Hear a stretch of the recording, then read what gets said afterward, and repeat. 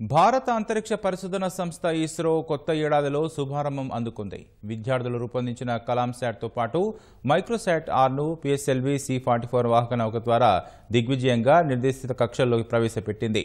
చెన్నైకి చెందిన విద్యార్థులు రూపొందించిన కలాంశాట్ను పూర్తి ఉచితంగా ప్రయోగించి వారిలో స్ఫూర్తి నింపిన ఇస్రో వైజ్ఞానిక రంగంలో భారత్ను మొదటి స్థానంలో నిలపాలని భావితరానికి సందేశం ఇచ్చింది.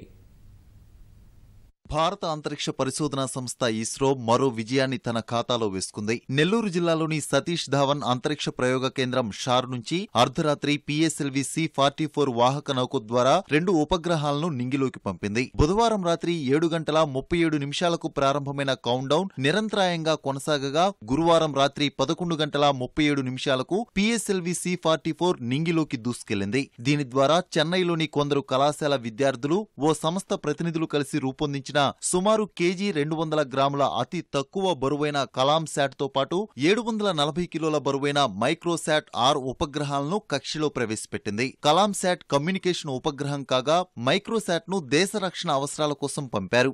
As if the sky has been lit. First stage performance normal. The sound, the roar of PS-1 S-139 booster performing. తాజా ప్రయోగం polar satellite launch vehicle series లో 46వది కాగా ఇందులో అనేక ప్రత్యేకతలున్నాయి. సాధారణంగా పిఎస్ఎల్వి వాహక నౌకకు 6 స్ట్రాపాన్ బూస్టర్లు ఉంటాయి. పిఎస్ఎల్వి C-44 లో మాత్రం 2 బూస్టర్లు అమర్చారు. వాహక నౌకలోని PS-4 దశను కక్షలోని ఆర్బిటాల్ ప్లాట్ఫామ్ లా ఉపయోగపడేలా అంతరిక్షంలోనే ఉంచడం సహా మరికొన్ని అంశాలపై అధ్యయనం చేయనున్నారు. ఈ ప్రయోగం విజయవంతం కావడం పట్ల సంతోషం వ్యక్తం చేసిన ఇస్రో చైర్మన్ శివన్ దేశంలోని విద్యార్థులందరికీ ఇస్రో తలుపులు నిరంతరం తెరిచే ఉంటాయని, వారు రూపొందించే ఉపగ్రహాలను ఇస్రో ప్రయోగిస్తుందని తెలిపారు.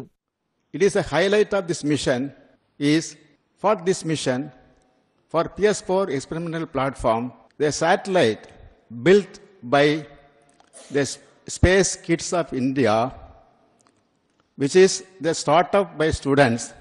These students have made this satellite Kalamsat the way the perfection with which they made the satellite, something amazing. We are telling that we are always hand-holding others, but after seeing this satellite, I feel they are going to hold our hands in future. భారత్ను వైజ్ఞానిక ఆవిష్కరణల దేశంగా మార్చేందుకు విద్యార్థులు కృషి చేయాలని ISRO chairman పిలుపునిచ్చారు.